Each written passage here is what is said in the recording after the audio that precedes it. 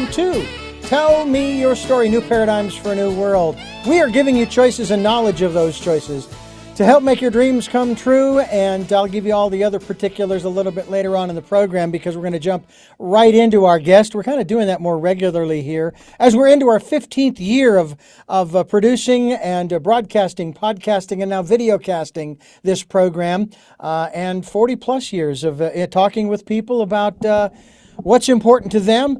And we have with us a gentleman who I grew up with. He was on the airwaves, both television and radio. His name is Shadoe Stevens, and he joins us via Zoom.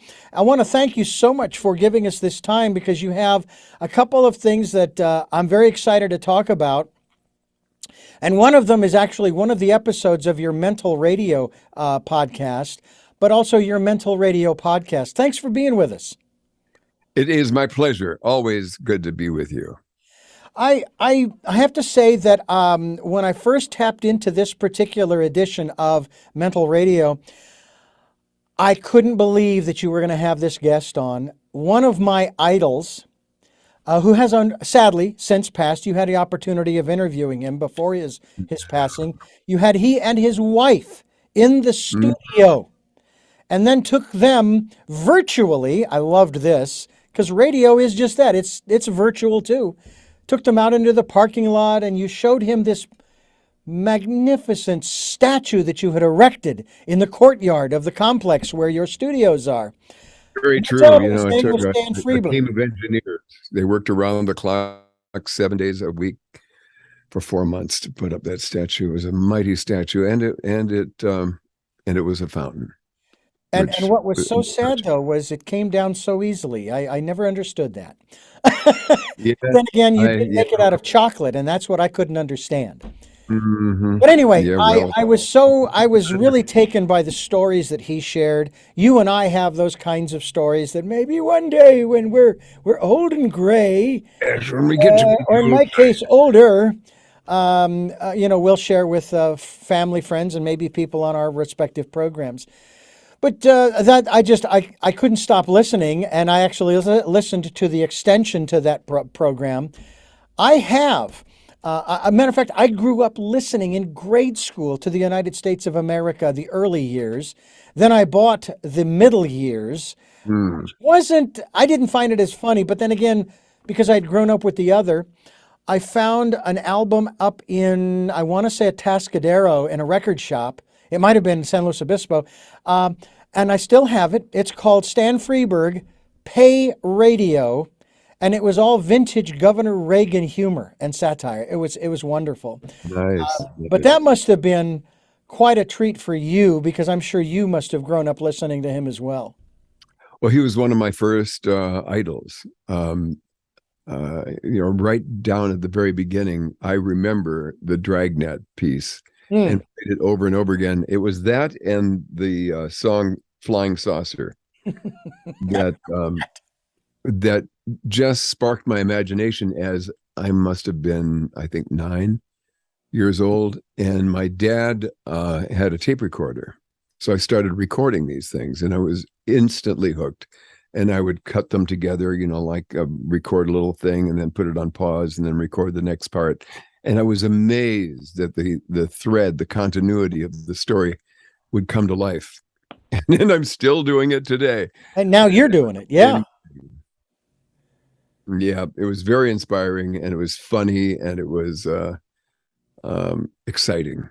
Yeah. And it still is. I still do. That's the beautiful thing about this industry for us is some of the very creative things that we have been able to do. I have to say that probably my earliest for me was the very first radio theater I produced was the late Norman Corwin's A Moat Farm Murder.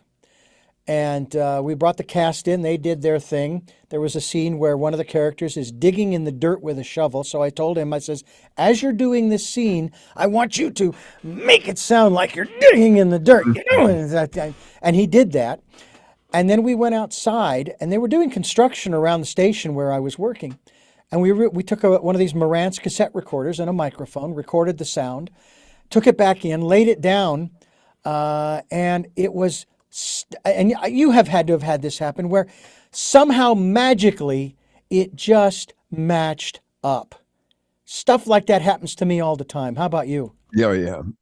It's things where you go on intuition, or you find just the thing you need at exactly the moment you need it for no apparent reason, or you put it aside. Like I do brainstorming, and when I find words I like, I grab them and write them down. and names and terminology, and just I love clever words, and I have no idea when they're going to come to life, and then they end up being a name in one of my stories, and it's very exciting to watch it come together like that. Gladwood Thibodeau, the most positive man who ever lived. Oh, I love that. In Louisiana. We have a gentleman here who co-hosts a program, and he's always using words like alluvial. Yeah. And I said, no, you can't say that on the radio. I'm playing with him, of course. I said, I don't want you to use that anymore. It's going to get us in trouble. A couple of words I love are superfluous and supercilious. Yeah. Nice. And it's just so I'm kind of a wordsmith, although I'm not writing them down. I just kind of keep them up here. But your mental. You're much smarter than me. It's very clear. Let's not go too far here.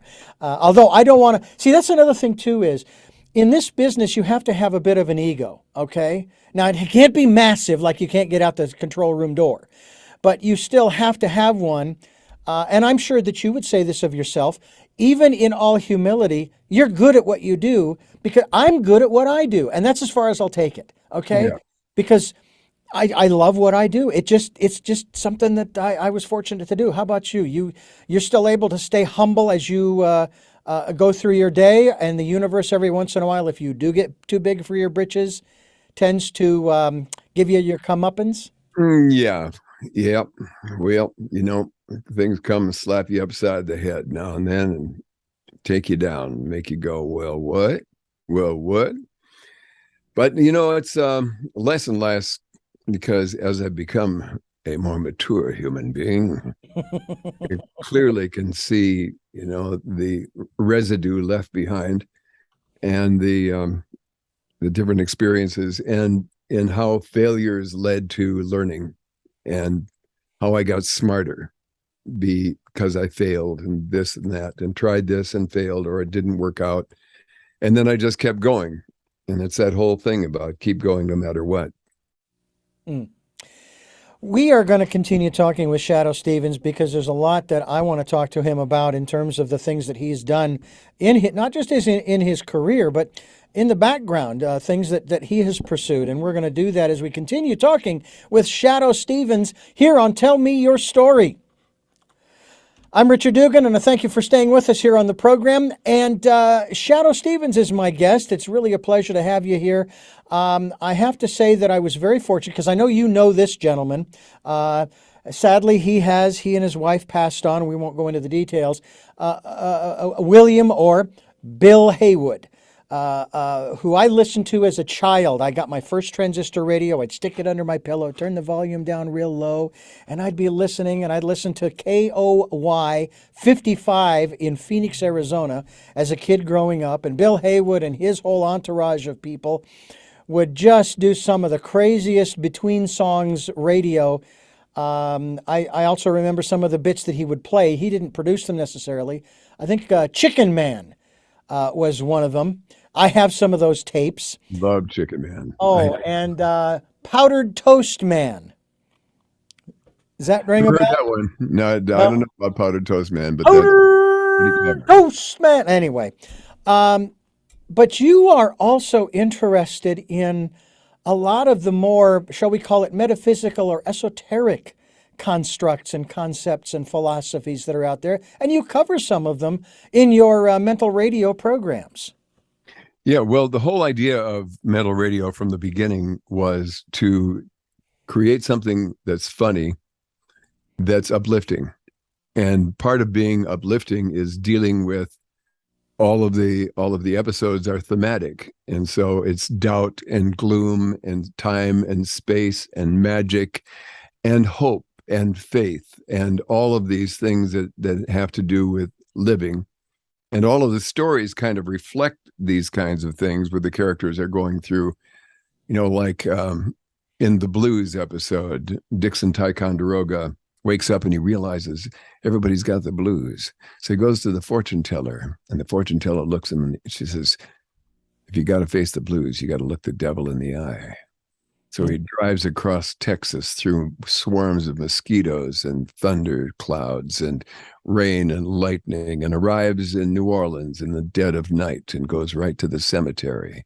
And he crawls over the wall and he sits below the crypt and he chants the sacred chant, Giacomo Finane, Giacomo Finane, Aiko Aiko Ande. And then 7 feet tall, he appears above them. He says, pleased to meet you. Dixon, is it? Can I call you Dick?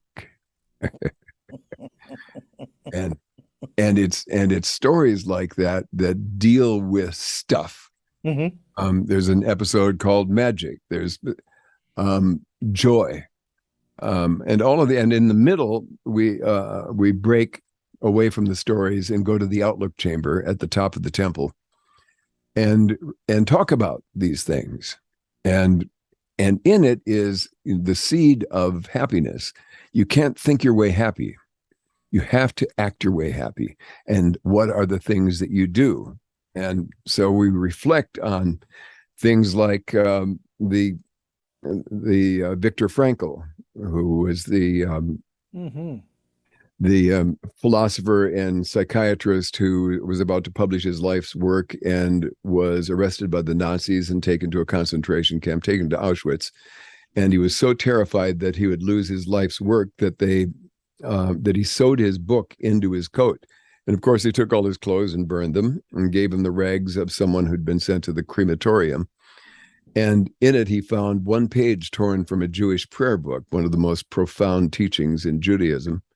And he realized as he looked around him that people around him were the ones that were mostly dying were not the ones being sent to the gas chamber. It was people who lost meaning or purpose or dreams or something to work for or something to believe in. And he realized, I've got to try in the slim possibility that we will ever be liberated. I'll probably die here, but maybe not. And so I will. And he started taking little pieces of paper and scratching away notes that he would hide away. And he did this for 4 years through 4 different concentration camps. And in the end, they were liberated. And he wrote the book in 9 days and was going to call it Choose Life in Spite of Everything. And he was talked into calling it Man's Search for Meaning. And it sold 12 million copies. And was translated into 24 languages because it's filled with brilliant ideas. And among them are concepts like tragic optimism, optimism in the face of all evidence to the contrary. Being optimistic is the only option, because being pessimistic or listening to your mind and looking for what's wrong and making a list is not going to make things better. You can't worry your way better. And all it does is make you weak and small and slow and afraid and not wanting to get out of bed, or you need a drink or you need a drug or something else. He also said a thing called, and these are the kinds of things we talk about in the middle of all this comedy of Mental Radio. He said, man is not meant to find equilibrium. Man is at his best when he's struggling and striving toward a freely chosen goal. And it's up to each of us to have to choose that goal for ourselves. What is it that interests us? What is it that we need to learn? What is it that we need to try? And the act of trying awakens a kind of enthusiasm. And then you get inspiration because you've got enthusiasm. And then you start seeing the new thing you're working on come to life. And it gives you more purpose, and it gives you a sense of hope and living in possibilities instead of doubt, fear, and despair. You know, as you're sharing this, the images come into my mind of a couple of challenges for me. I'm in the middle of narrating a book that I was contracted to narrate, the first of 6 mystery novels. The Brad Stevens, interestingly enough, probably no relation to you, but Good hey, name. who knows? Good name. A brother from another mother, I'm sure. Exactly. And then I'm part of this musical group that's going to be performing in December here in Santa Barbara. And I'm having to learn not only to sing in a Scottish accent, but also to learn how to pronounce the words as they're written, not in the Gaelic, which is how they pronounce that, whereas Ireland, it's Gaelic, not necessarily in the Gaelic words or language, but just in terms of pronouncing the English words in a Scottish format, if you will. So those are the two main ones that came to my mind, and I'm thinking, yeah, and when I get to the end of this, and the other thing too is, I'll be on the other side of both of these in a flash before I know it. And the book I'm reading is 62 chapters, right? I'm only on chapter 18. I got a long way to go, but I'm loving doing it. I think I did a book on tape, Journey to the Center of the Earth. And it was so hard because, like you said, I had to learn to say things as if I'd speak them all the time in German and Dutch and Icelandic. And I was like, sounding them out and repeating them and getting them, and then getting comfortable with it, and then just rolling into it. And then it all came out well, but it's really tricky. It is. And then I don't know if I made the mistake of doing this. I gave access to the completed files to the author. And I go in to have a meeting with him, and we're chatting away, and he said, I absolutely love the accents. I love the voices, the characters you're doing. It's fantastic, but I think that your narration between the character voices is a little too this or that or the other, And so we're chatting away, and he says, I want you to listen to a couple of the guys that are paying at the top of the pile, who are getting paid the most. And he played them for me, and one of the guys pauses between every sentence, well, today we have Shadoe Stevens. And we're going to talk today about MentalRadio. And I'm sitting here going, I couldn't listen to that book. I just couldn't listen to the book. I couldn't either. Then he pulls up an audio file that I recorded, that he had listened to, that he had made this, and I called them critiques, not criticisms, because I'm there to learn too. Sure. And he played it. He goes, you know what? That doesn't really sound that bad. I think you're probably doing okay. Which I thought was a really interesting shift for him, but it still gave me things to think about. Okay, yeah, and yet at the same time, now and then for emphasis. Sure, you want to pause. You don't want to run on sentence. But if you talk like this, I'm going to kill myself. I will not be listening to you ever. So I have no attention span at all, and everything I've created since maybe from the very beginning has been with no attention span in mind. That hold my attention, keep it, shift it, change it. That's why MentalRadio it's all short stories and adventures and cliffhanger serials. It's a little this, and then just get to a point where it makes the whole story and it moves to something else. And now, I don't want you to read the book, but also did you edit it, or did you have someone else doing the editing? No, somebody else did it. Okay. I'm doing both. Okay. So I listen to it as I'm reading it, and then I listen to it as I edit it. And that's quite a challenge too, because again, I don't want to change the cadence or what have you, but at the same time, I want to get it right. I shouldn't say get it right, but do the best I can with it. Because this is really my very first, we'll call it professional. I used to record books from my first wife, who was totally blind. I recorded Celestine Prophecy, Love is Letting Go of Fear, Gerald Jampolsky. I think I may have even recorded a Ram Dass book. His are usually pretty darn thick and so forth. But I was listening to Audible before it was ever Audible, talking books for the blind and recordings for the blind. And that's where I listened to my metaphysical primer, Autobiography of a Yogi, that I found out Steve Jobs, that was the only book he had on his phone. I thought that was rather fascinating. Speaking of really powerful in my life, now that you mentioned it, to interrupt you for a second. Sure, no, go ahead. The other part of the Outlook Chamber is meditation. Oh, yes. I have been meditating for 50 years and have learned deeper and deeper kinds. And among them, although I did Buddhism for about 5 years, and a lot of other transcendental meditation for 3 years, and then found deeper ways. And it was Autobiography of a Yogi that drew me to Self-Realization Fellowship, and they teach what's called Kriya Yoga, which is a really highly focused kind of discipline. It's not easy. You kind of have to work up to it until you are taught, how it works. But when you reach a state of breathlessness and the no mind state, it's as good as life gets. It is, and you realize that the deeper you go, the deeper there is to merge into. And that's quite profound when you're having the experience of consciousness within that has nothing to do with a body that's born, lives, and dies. It's like absolutely a real experience, like you and I talking. And once you tap into that, you just want a little bit more. So that has evolved over the years. And what I try to do is teach people basic, simple meditations that you can do. We call them incremental commitments, little things that you can agree, I'll try this, just 10, 15 minutes a day. But if you do it every day and never miss, little by little, it'll open up.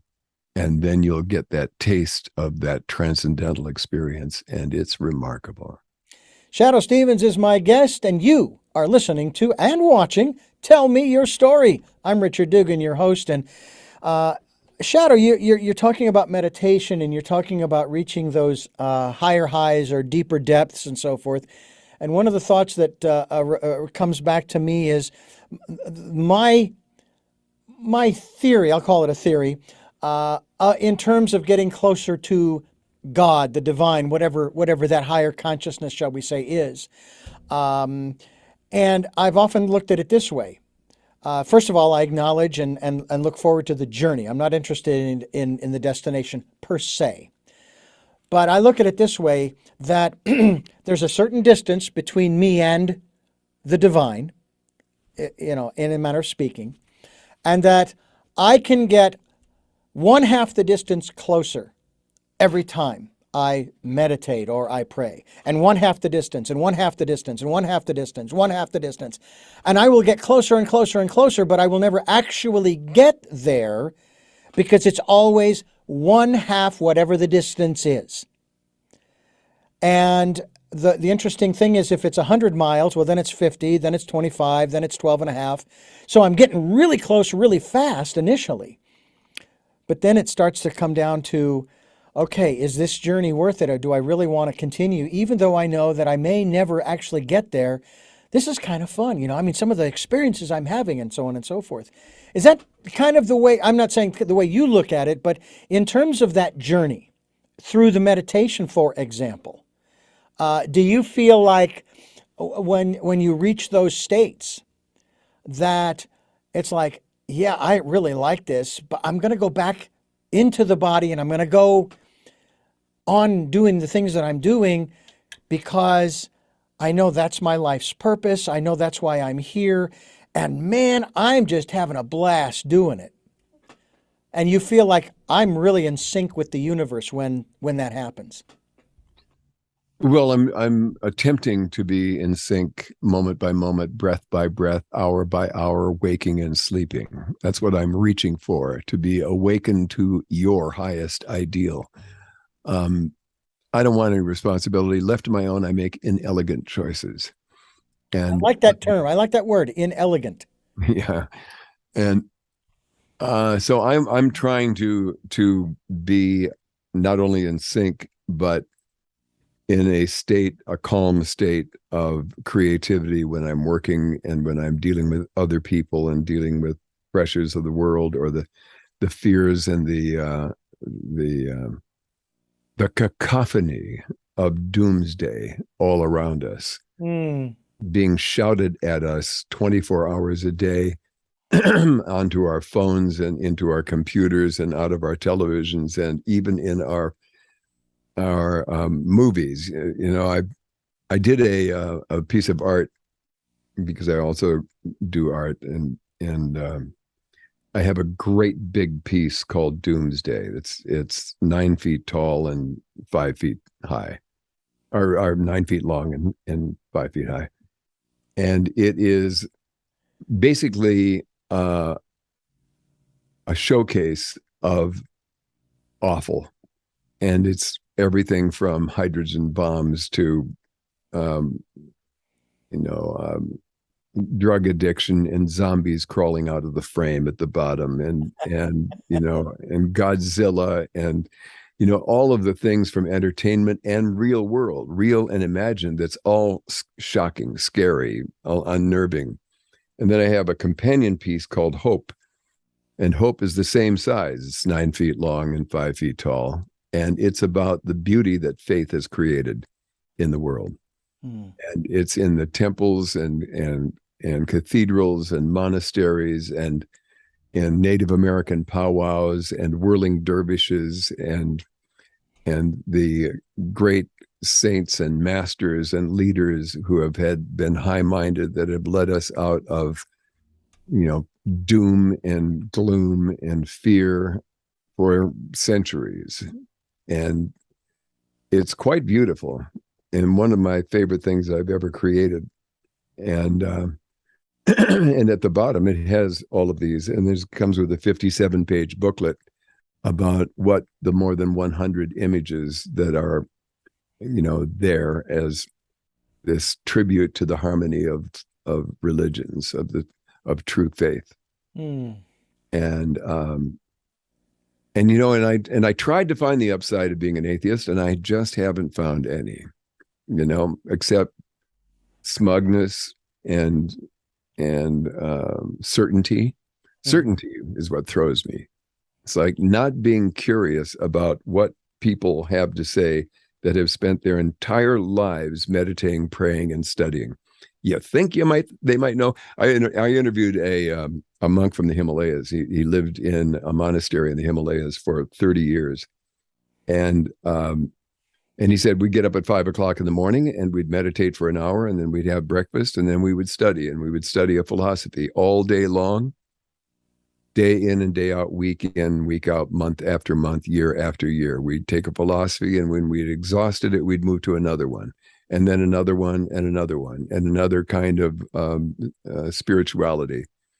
And I said, so how do you prove that there is a God for people that are cynical? And he says, for thousands of years, people have tried to prove the existence of God, and they failed. And for thousands of years, people have tried to disprove the existence of God, and they too have failed. Why? Because God is not for intellectual speculation. God is purely experiential. And each of us has to have that experience for ourselves. And the only way to get it is to go within. And the only way to go within is to learn to meditate. Find one kind of meditation that appeals to you. There's lots of different kinds. Focused meditation is the highest and strongest and most powerful, but there's guided meditations, there's mindfulness, there are things that will make you calm, but we want to go beyond calm. We want to go into the experience. And when you experience pure awareness, there's nothing like it. You can't describe it in words. You can't go, well, it feels like this. No, you can't. Because you can't. You go, aha. Oh, this is what they were talking about. Oh, yeah, I need more of this. And I never know, I sometimes, if my body hurts too much or if I'm too tired, I can only meditate for 20 minutes or 30 minutes. And sometimes, inexplicably, I will go into that breathless state, and an hour or two will go by. And I don't know how to describe it. And I'm not telling you should do it. I'm just telling you might want to try it, because it's pretty remarkable. And I haven't found anything more important in life. Well, we have I don't want to call it a campaign, but it's something we encourage people to participate in. It's called the Decade of Perfect Vision. It started out as the Year of Perfect Vision, 2020. Then we moved it up to the 2020s, and we would encourage people to go within, spend time listening to that still small voice. Also encouraging people, don't just listen to it, follow the promptings. It's not going to hurt you. It's not going to put you in harm's way. Might challenge you a little, okay? That's okay. It's challenged me and my personal ego-centered thoughts, ideas, and beliefs. But also spending time just in that quiet, peaceful, calm space to just relax and rejuvenate and get maybe some inspiration, some encouragement, some enlightenment, maybe some education. Because it was years ago when I used to think about looking for this one spot on the planet, if I could find that one spot that nobody else could find. And then it dawned on me that, well, if I can find it, then so could everybody else. And then it dawned on me, oh, wait a minute, there is a place that nobody, Shadoe can't go there, my mother can't go there, nobody can go there but me. And that's within. And it seems as though we have, I don't know if we've forgotten it, if we've been trained, programmed, educated to stay away from it. I don't know what the reasons are why, but we're encouraging people, go back. It's okay.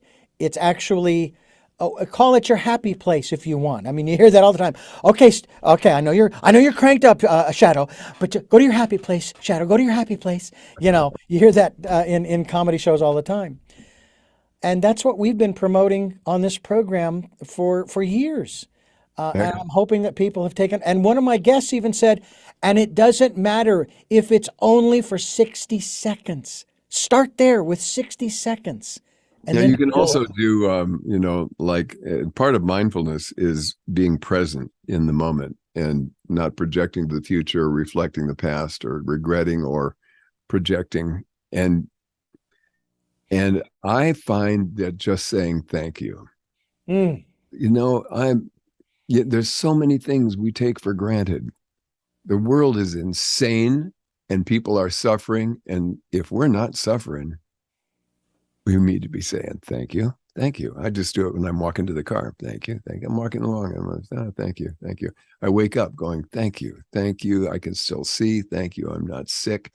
Thank you. I'm not, in crippling pain. Thank you. I can get up and do something again. And it changes the landscape of your outlook of how you are going to greet your day. Otherwise, you might go, oh, here we go again. The body hurts, and I know it's like, wow, Jesus, and ow, ow, ow.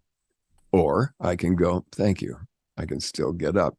Yeah. Still do stuff. I can still see. I can still read. Yeah. And, and to that last one, I can still read. Born legally blind, I had 2,200 in my left, 2,400 in my right.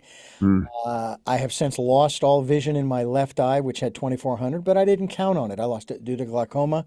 And now I'm sitting here going, a lens implant in my right eye. I can see 20/80, 20/50 with the lenses.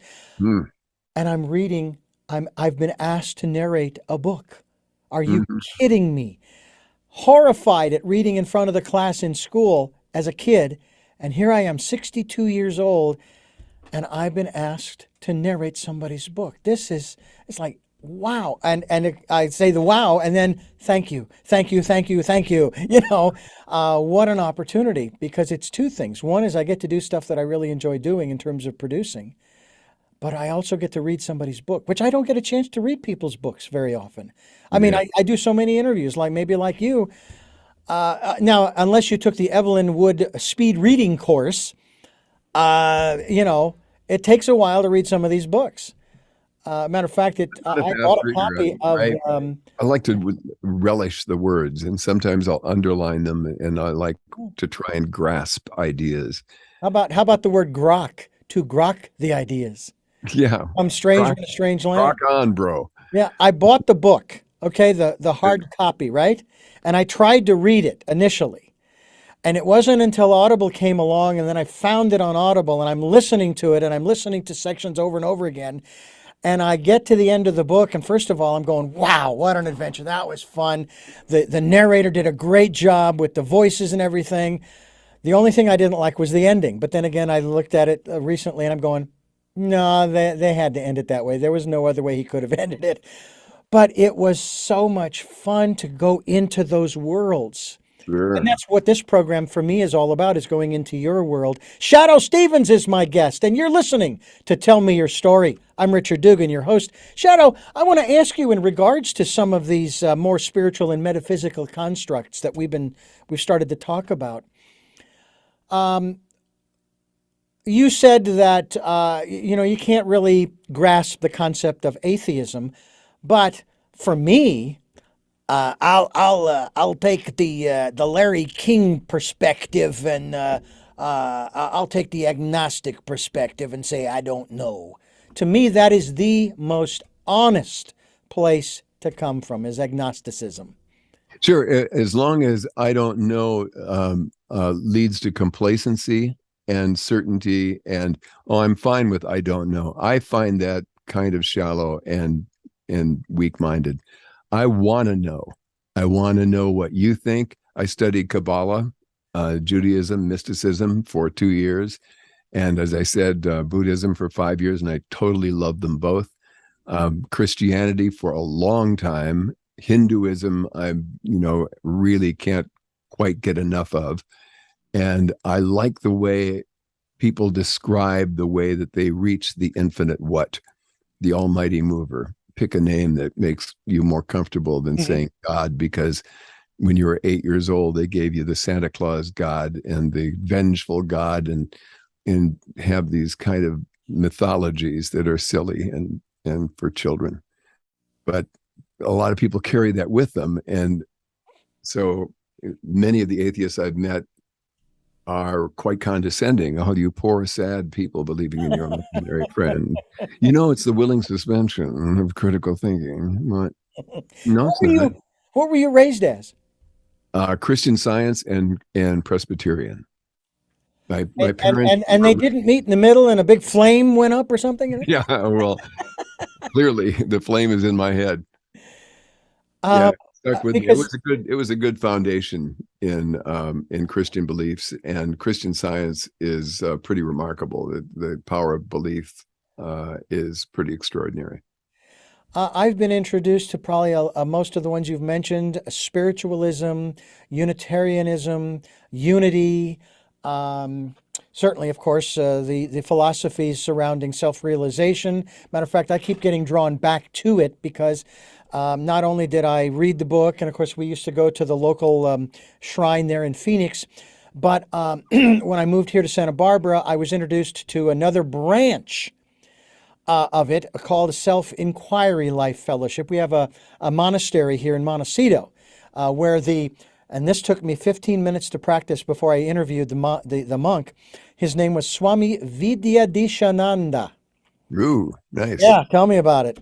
And I wanted to get it right, and I would used to interview him, and we'd air the interviews on Easter Sunday on this station, But it was so fascinating to talk to this gentleman. And then I met another gentleman who is another branch of the philosophies of Sri Yukteswar and Paramahansa, a Sri Kriyananda, who recently passed away. He was, at that time, he was the last living teaching disciple of Paramahansa, and he passed away a few years ago. And I was able to interview him a couple of times as well. Right.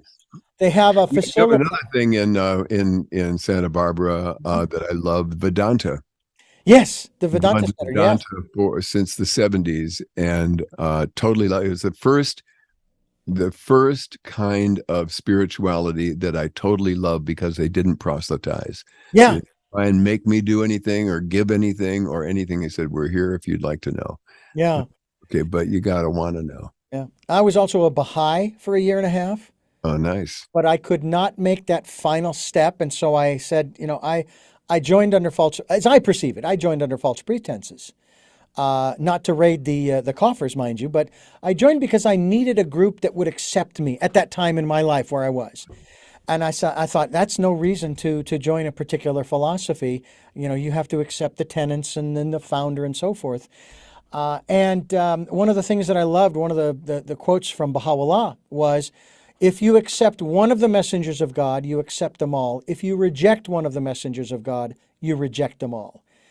And I've kind of lived by that philosophy where whether I agree or disagree with that respective, say, sect of Christianity or Buddhism or Hinduism or the Muslim faith, which I've also been trying to learn more about. But, in this day and age, it's like you start searching on the internet and you get on a list, I'm curious, were you curious from an early age? Was your fascination with the diverse and different philosophies part of your early upbringing, or did that come along later? Just a core belief was with me from the very beginning. My real awakening came maybe around the time of starting to experiment with drugs. And then the Beatles did transcendental meditation and went, that sounds good to me. And I got initiated and went, I like this. This is good. And it's a terrific program. And the only thing that happened was after about 3 years, I wanted something more personal, and I wanted something with what I felt was more depth and specificity. Instead of just repeating to get quiet, I wanted to dive deeper and know more. And so I found myself at Vedanta, and then Vedanta led to Vivekananda, was a disciple of Ramakrishna, and he was the first man to bring Hinduism to America, to the West, back in the 1890s for the Chicago World's Fair. And he, with his turban, and he was an amazing looking human being, but he was so articulate in his books that in his teaching, his writing is quite profound. And it was a huge awakening for me and made me want to know more and read more. Working for the Christian station, I was always disappointed by the attitude that was taken of other philosophies. Again, this is what I call them. I don't refer to them as religions. My perspective is, from the biblical standpoint, true religion is taking care of the orphans and the widows and the sick and the homeless. That is true religion. That's my definition. But people get lost in dogma. And that's the problem. And all of them are the radical fundamentalists, whether they're Christian or Islam or any of them, the lunatic fringe. And they need to convert you in order to make themselves feel like they've found the answer. And it's just madness. And what we need to do is be open to, what do you believe? What makes you feel good? What gives you a sense of rightness, of positivity, of optimism, of hope, of a divine design to the universe that transcends the universe and goes beyond what we can see and hear and think, but something what is it? What's it like? And how has it been described? In Autobiography of a Yogi, there's a whole chapter where his master comes back to him and describes the astral plane and the causal plane and what it's like and what it looks like. It's as psychedelic as anything I ever read in my life. It's remarkable.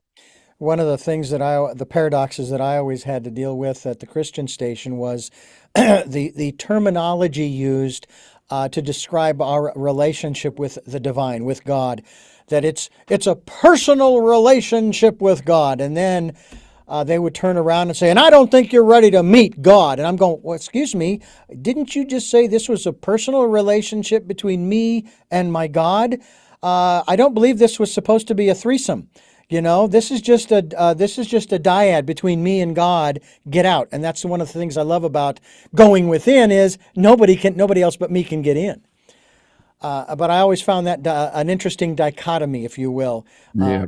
We did a thing in the latest chapter of MentalRadio about faith, and in the opening story, in the beginning, there was the scream looking for a mouth. And it finds its way through the universe into the birth of a child named Calamity Pickett. And Calamity is fine until she gets to Sunday school, and she talks and she hears Cora Pamplemousse play the video, and the video says, "In the beginning there was cheese, and the cheese it was good, growing wild along the creeks and valleys, ripened by the sun and plentiful to the many. It came easy, eat it and know. There was a taste for every culture, nutty to tangy, the sharp and the sweet, the hard and the buttery. Faith was everywhere and it was free, but beware the forbidden curd, the dark cheese, the rank bouquet, the stench of the no-no, the Limburger of knowledge beckoned. And once past the stink, the taste was spicy and aromatic. But you have a lot of different things memorized from these programs. I'm curious. You've had what, an acting career as well? Any theater, that kind of thing? Oh yeah, in my fourth year of college, I left the art department and went into theater, drama, and journalism, so I could write and learn to perform. And so I was in plays, and then as life went on with radio, I got real busy and successful, early on, and ended up in Boston. Then I came to Los Angeles, and I was made program director of a major U.S. radio station, one of the biggest stations in the country, and I was 24, and it became wildly successful. And then I went to KROQ and started KROQ, and then went to KMET and made that number one, and then quit. And as I started my production company to do commercials, I was given the chance to do television and came up with Federated for Federated. Mm. And that turns into 1,100 commercials that we wrote and produced, and they're all funny. And you can see them online. If you look on YouTube, it's under Bludgeon Advertising. And I remember those commercials too, by the way. They were pretty funny commercials, and that was successful for a period. But that got me playing a lot of different characters because I was controlling it. And then after that, I got a 3-picture movie deal with Dino De Laurentiis, and then I started doing American Top 40, and then I started doing television and acting, and found myself, on Dave's World for 4 years, sitcom. It was quite popular, and a lot of different things. How did this impact your inner life? Because, boy, the outer trappings sure sound great. Man, that would be such a blast. But then again, we also see the other side of it for some of these folks that, I mean, I've been watching, for example, some of the YouTube videos, documentaries on Johnny Carson, on Robin Williams, and a few other people.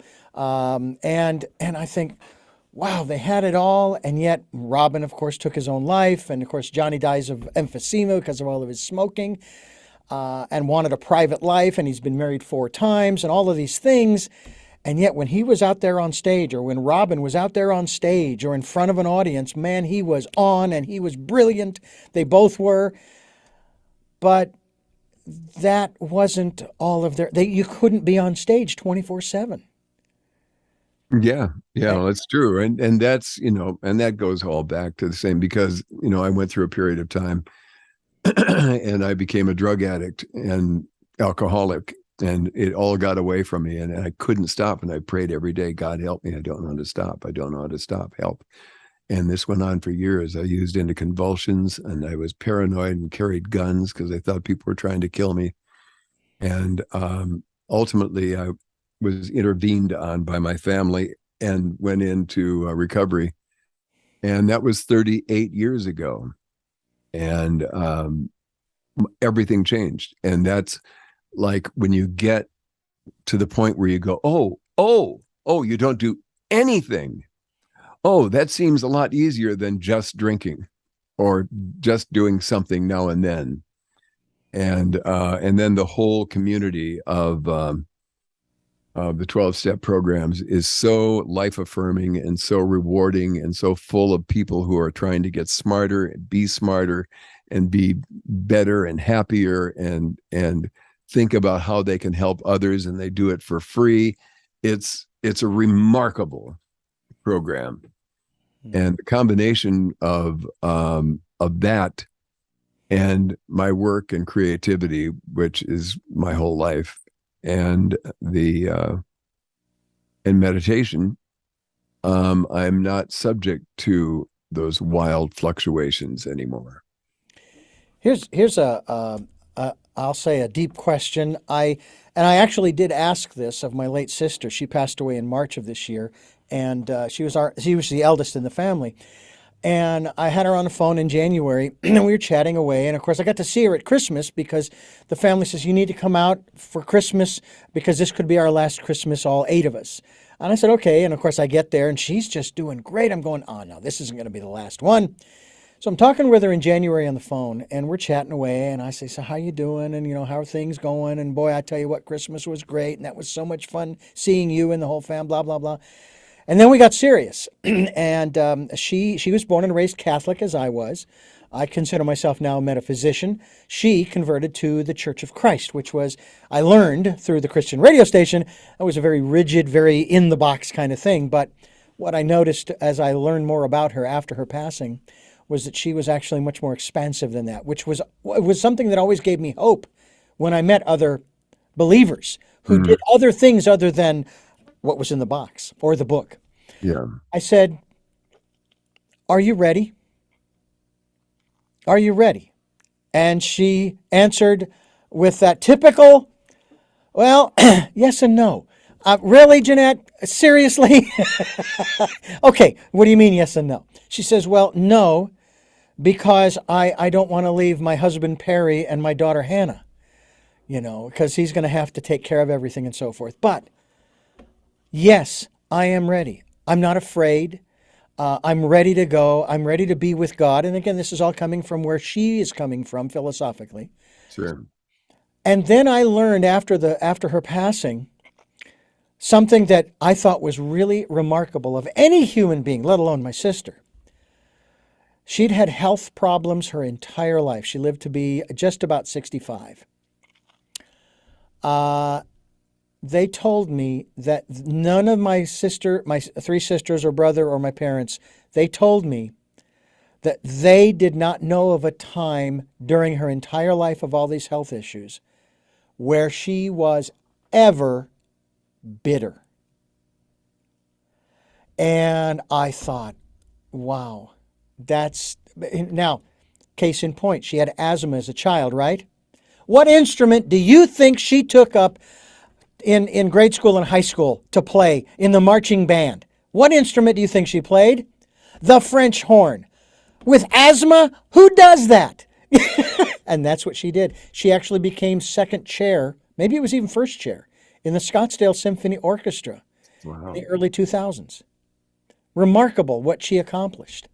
Very cool. And these are the kinds of examples that we see around us, that we have around us. What individuals that you have some level of connection, whether it's personal or even just, I don't know, even through the TV or, what have you, that before you met Stan Freberg, you just knew of him and the work that he did and you admired it and you loved it and so forth. But who in your life has touched you in that way? Who has moved you to say, wow, I need to take a lesson from that person, in spite of everything. It's like, what were you saying earlier about, in spite of everything, you just stay optimistic. Yeah. Tragic optimism. Yeah. Tragic optimism. Yeah. It's a great phrase. And it is the only way. So that all has to be nurtured. So, most of my, I have friends, like I have a really close friend who has one of the best minds I've ever known. My whole adult life. He's written 24 novels and he reads 90 books a year and remembers them. It's way beyond me. And I just found out that he's losing his memory, and it's horrifying to me to watch. Because every book that I've written, that I've read, that I've really loved in the last 4 decades has come from him. And how do you process that? Because there's like, what's going on here? You just don't know. All you can do is work on yourself and keep your mind busy on what's right and be grateful, because gratitude releases dopamine in your brain. And so the act of being pronoia. Do you know about pronoia? No.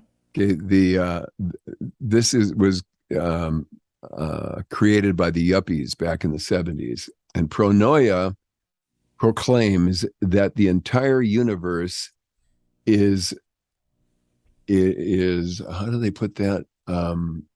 Conspiring to shower you with blessings with every breath. They say that they take an aggressive, they preach an aggressive form of gratitude that systematically searches out what's right. And that is really positive, like aggressive gratitude. What a great concept that is. Guerrilla gratitude. How about that? That's a good one. Yeah. I got some great quotes from MentalRadio that I should tell you about that have come since we last talked. That talk about words. Craig Ferguson said, "I listened a lot. It's Flash Gordon, L. Ron Hubbard, Captain Marvel, Buckaroo Banzai, and everything else. Is it a show, a channel, an area, a movement? Whatever it is, I need more of that and less of everything else. It's hilarious and brilliant." And then John Henson, he's a television host and a comedian. He's great. And he said, "It's a roller coaster wrapped in a belly laugh, buried in a tuft of Willy Wonka spiritual cotton candy. There's nothing like it. It's an audio-visual acid trip of spiritual crack. I'm proud of this, and I didn't have anything to do with it." Wow. That's the one thing I love about YouTube is I've been watching a lot of the Craig Ferguson programs with Robin Williams or with some of the other people that I know. Stephen Wright, his humor is just hilarious. Oh, But I love Steve. to watch how much fun Craig was having on that program. I mean, it was like night and day between he and Johnny Carson. Now Johnny had his fun too, but I mean, Craig was like off the wall most of the time and having such a fantastic time. And it seems to me like many people in this world today need to take a lesson from people like and of Craig Ferguson and say, look, this may be a job, but it doesn't have to be. It can be a blast. It can be fun. It depends. It's kind of something else you mentioned too about what you focus on, what you're looking for. If you're looking for the devil under every rock, you'll find him. Yeah. For God or optimism or whatever it is, you'll find it. Well, that's like why conspiracy theories always work, because you can, and I've done this, I've started them on my own. In fact, MentalRadio is partially a conspiracy theory that we choose what we're going, it's partially true and partially made up. Yeah. You cannot tell the difference. And if you add enough clues, like Paul is dead. Remember when Paul was dead? Yep. Everybody found the clues in album covers and pictures and sound and everything. And clearly it proved it. Yeah. And it's that way with all of this stuff. And now all of a sudden, then people are believing in, liberals eating children at a pizza place. It's like, what? It's like, wow. Well, I think one of my, I had it. And, okay, it's gone. So we won't go there. That's one of the beautiful things about this program, Shadoe. The universe asks the questions. I'm just along for the ride. Now, I've had the opposite happen, where I'm talking along with the guest, and in the back of my mind, there's this question. Ask this question. No, it has nothing to do with what we're talking about. Ask this question. So I stopped the interview, not actually recording. I said, I got to stop here because there's this question that will not go away until I ask it. And so I asked the question. And the guest answered the question, and then we went off on that direction, and it was great. It was fun. It was, it worked out just fine. That's one of the things that I find interesting about listening to the still small voice. I call my still small voice, nothing cute here, my friend. And my friend has taken me 3 miles out of my way when I was bicycling to work one day. It has instructed me to carry out a financial transaction that was contrary to my personal ego-centered plan for solving some of my economic issues. Had I not done it, things would have been a lot worse. And at the same time, when I'm driving, it has guided me on a fork in the road to the left as opposed to the right one day, and then to the right as opposed to the left another day. And the more I do that and listen and follow the promptings, the less I have to question it, and the more it's almost like second nature. Mm-hmm. Do you find that your life, as you have meditated and you have listened and so forth, that I use this analogy of, and now I'll tell you, I cannot float on my back. My sister Jeanette, she could float on her back until doomsday. I can float on my front, so I can play drowning very easily, okay? But on my back, forget it. But let's just say I'm floating on my back and I'm going down a river. I'm just letting the current carry me. Do you feel sometimes like in your life, the current is just carrying you where you need to be? Frequently. And then other times I feel like the creek dried up and I'm crawling over the banks. Yeah. Go ahead.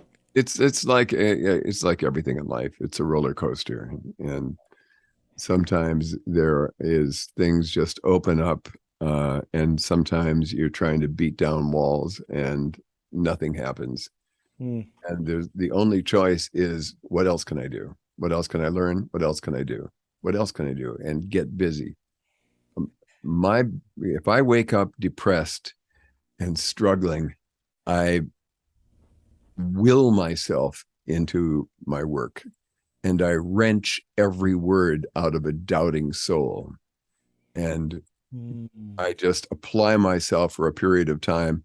And sometimes an entire transition happens and this is like one of the things that, I work with a company called Resolutions in Santa Monica with people with mental issues and suicidal ideation and drug and alcohol abuse and prescription abuse and every other kind of abuse, and thinkaholics as well, that are just in desperate despair.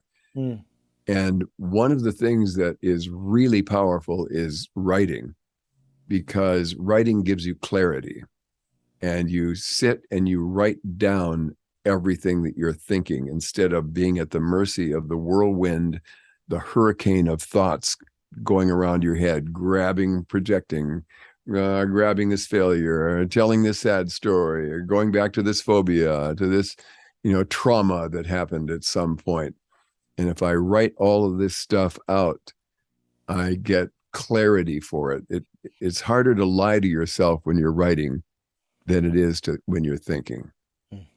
Shadoe Stevens is my guest here on the program, and you talked earlier about how you are also an artist. You have a website, shadoeart.com, as well as mentalradio.net.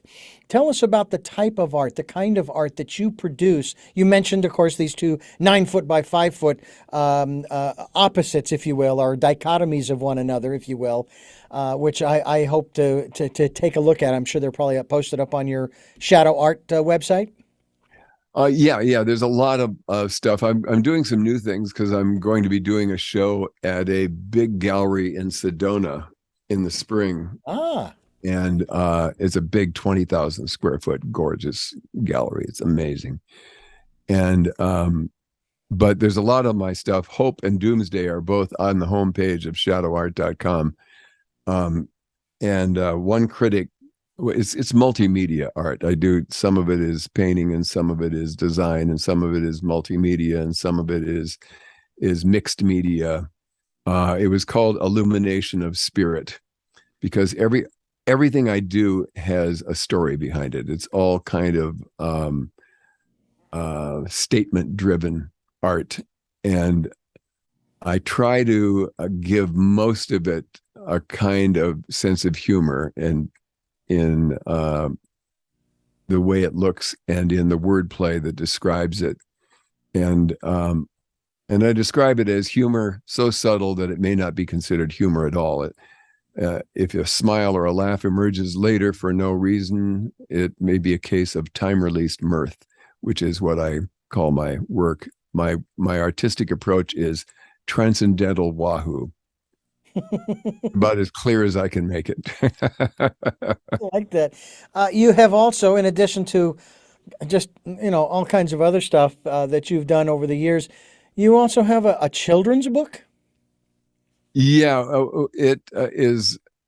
it's gotten all 5-star reviews, and it's never gotten really popular, but it has finally found, because I could never find a distributor, but Whoopi Goldberg is quoted in it, and Henry Winkler and Dick Clark, when he was still alive, wrote a quote. It really received well, and it's written like Dr. Seuss. I like writing in verse, and I like words that flow out of the mouth like butter or pudding, and I put great thought into how the vowels and the consonants flow out of the mouth so that it feels good when you say them. So it's a story about a kid with size 42 hands, and the kids laugh at him, and then they make fun of him, and they taunt him, and it's about bullying and believing in yourself. And the big galoot says, I'm a galoot, but I have good luck. You can't get me down. I never give up. And so in the story, they go off for a field trip into the mountains, and a storm breaks out, and the wolves howl and the thunder cracks. And guess who steps up to try to save the day? And my favorite line from maybe that I've ever written on any of my things, it goes like this: but that big galoot poked pigeon-toed feet deep into the mud and would not be beat by forces too fierce for man, woman, or beast. As the going got tougher, his courage increased. Yeah. I like that. That's fabulous. I've got a guy back east that contacted me, and we had done an interview together, and he is in education, and he's really gotten behind it. He's put together a whole lesson plan to go into grade schools, and is pushing it real hard right now, out of the blue. It's like without any effort on my behalf. My sister is in Africa and has given it to some children in African tribes that she's come to. So we've got these wonderful pictures of these kids, and also took it to India and this remote village, and gave the book, because it's very colorful. And it's on, and you can see all of the stuff that I do on shadoe.com. It's a massive website of all of the things that I've done, television and radio and art and children's books and projects and MentalRadio and everything. And it's pretty interesting, I think. We're talking with Shadoe Stevens here on Tell Me Your Story. I'm Richard Dugan, your host, and this has been a fantastic hour plus, and it goes by so fast, as you know, when you dive into it. Before we go, I want to ask you a little bit about your travels. You've traveled the globe? Yeah, well, when I was doing American Top 40, it was on all over the world to 1 billion people a week, and it was in 110 countries. So part of my job was to be flown, to Oslo, Norway, and to Tokyo, and to Bali, and Hong Kong, and I mean, all over the place. And everywhere we went, we'd be greeted at the airport by the radio station, who would take us out to the best restaurants, take us to the station and interview people. We do like live things. We did one in South Africa we were on a whole network in South Africa. So they flew us all over the country to just meet people and talk and sign autographs and interview, and set up a whole, going out into the jungle on a safari, and I got salmonella poisoning and almost died. It's colorful, really colorful stuff. Yeah. They took me out of the jungle on a private plane to Johannesburg, and went to the doctor, and he said, go to emergency immediately. And we get to emergency, and they 18 times they tried to put needles in my arms, and I was screaming each time. And I'm so sorry, but we can't get a needle in. You're so dehydrated. And they told my wife that I was like 30 minutes away from death. And then I ended up in the hospital for 5 days. Good times. I'm not sure what the lesson is here, but don't eat calamari, even in a 5-star restaurant. There you go. It tastes gamey. Get it out of your mouth. That's it right there. You okay? Those are some sage words, ladies and gentlemen. So keep that in mind. And through it all, through everything that you have been through, and this is just my personal experience of you, both here and on another program that I also produce, you manage to maintain your humility, your sense of who you really are. You're not made up, and you're not puffed up, and you're not more self-important than anybody else on the planet. And that's not to say that any of my guests have ever come across that way. They don't. But a lot of people who are in our industry, they do, Yeah, they get very important. I worked with a lot of people like that. It's very funny in radio too, because radio is invisible. And I met more people who got so important they wouldn't return phone calls. Don't you understand? I'm number 1, 3 to 7 on Y92. Yeah. It's hilarious. Yeah. That's why I said at the beginning of the program that for me, if I ever do have that happen, and early on it sort of kind of did, and the universe would have an experience that would give me my comeuppance and put me back in my place and say, hey, look, there will always be someone better than you and someone not so great as you, okay? There will always be that, and that's just the way that it is. And so that's always helped me to maintain my equilibrium in that regard. One final question regards radio. Do you have, my friend, do you still have your third-class license? No. No! Maybe in some storage bin with old papers, maybe, but it's not likely. I do have the picture from the Jamestown Sun of me when I was on the world's youngest disc jockey.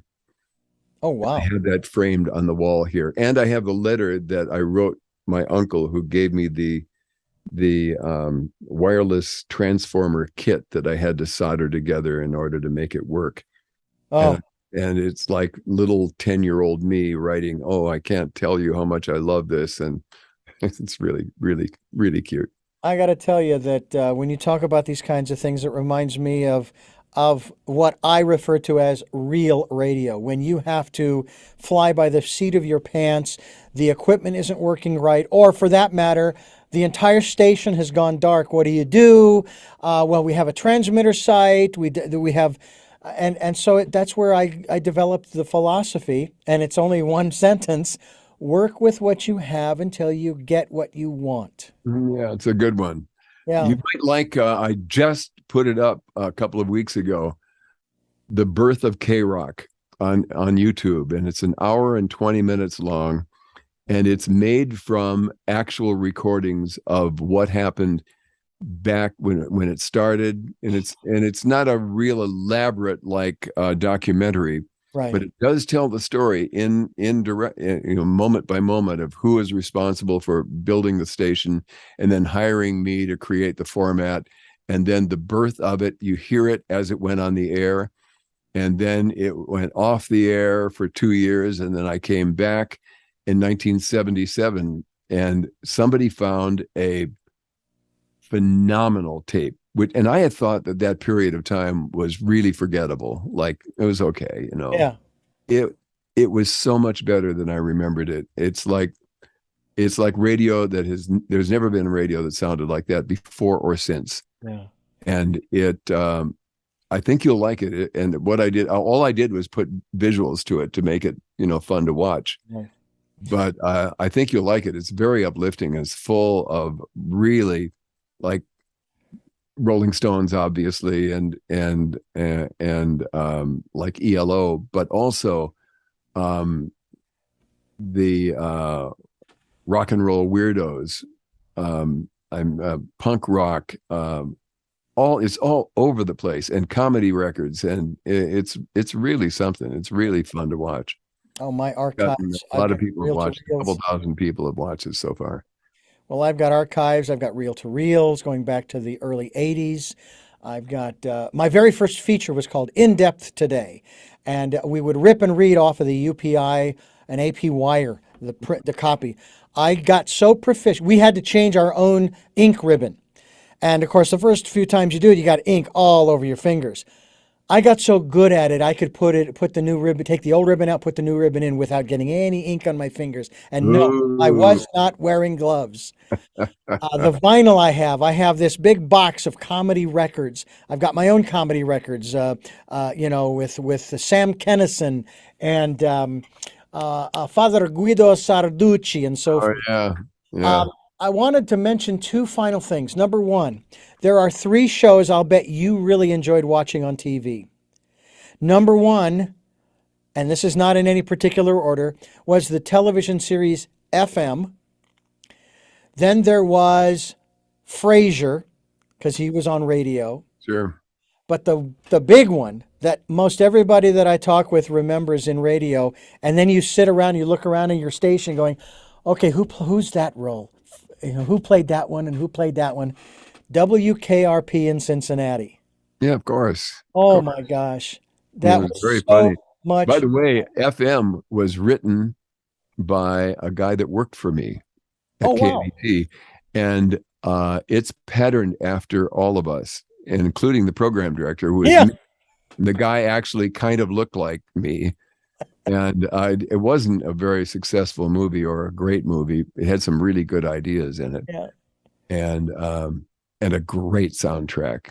That Oh, Steely Dan song really played great. then the second thing is, before we wrap up here, I was a kid growing up in Arizona. We would drive from Phoenix to Florence, Arizona, which is about 60 miles. And on our way home, because we'd usually leave after the sun went down, my father would turn on the CBS affiliate, Cool AM. And believe it or not, we could get Cool Radio out that far. Mm. And we would listen to, back then, the CBS Radio Mystery Theater with E.G. Marshall. Oh yeah. Well, I found something to the equivalent. I was tooling through YouTube just the other day, and I came across something that sounds so similar. It would have worked back then, and that is the radio treatment of the Twilight Zone. Nice. Oh my gosh. And it brought back memories of E.G. Marshall and the CBS Radio Mystery Theater. Mm-hmm. And oh my heavens, it was so much fun. I used to play with a reel-to-reel and turntable and this kind of thing because my dad was also an appliance repair person. And I say now politically correct. And that's kind of where I kind of got my start. It was on my bed in my brother's in my bedroom, and I'd play with this stuff, but I never thought about it. And yet my high school, you ever write one of those papers in school, what I want to be when I grow up? Mine was about being in radio in 8th grade, right? I wrote about it, completely forgot about it in high school. Didn't even think one thing about it until I got to college. And I found out about a job at a radio reading service. So anyway, this has been a great hour. I have 3 final questions that I ask all of my guests. Okay? This is part of the program. Final question. Yeah, no, these are definitely the final ones. And what's funny is I used to do is, and now we move to the game show portion of our program. Tell them what he might win, Johnny. And I really do appreciate your time. And I hope that we can have you back again to talk more about some of the subjects that you talk about on Mental Radio. And again, my kudos to you for that interview you did with the Freebergs. That was such a great interview. Yeah, thank you. The first of the three questions is, number 1, who is Shadoe Stevens? A victim of his own enthusiasm. What is your life's purpose? To have conscious contact with the divine, with a higher power, with God. and be able to be of service to others as much as possible. And this is a new question I've added for the 15th year. What was your best day? Today's as good as it gets. I've had so many great days. How can you put? I'm just putting together a thing. It's my wife's birthday in a week, and I was just going through just what that era has been like. 36 years. I have Beyonce beautiful daughters. Seriously, look them up. My older daughter, Amber Stevens West, sings like an angel. She just performed the other night on a cancer fundraiser. Wow. And killed it. She was so good. It was Broadway stuff. And she's a great actress, and she's not full of herself, and she has beautiful children that look like her, who looks like Amber looks like my other daughter, China, who both look like my wife, Beverly. How did I get here? I'm grateful. Life is good.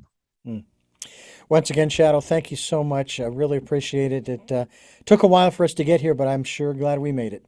Me too. Have a good day. You too. I'm Richard Dugan. Thank you for listening to and watching Tell Me Your Story, New Paradigms for a New World, where we're giving you choices and knowledge of those choices to help make your dreams come true.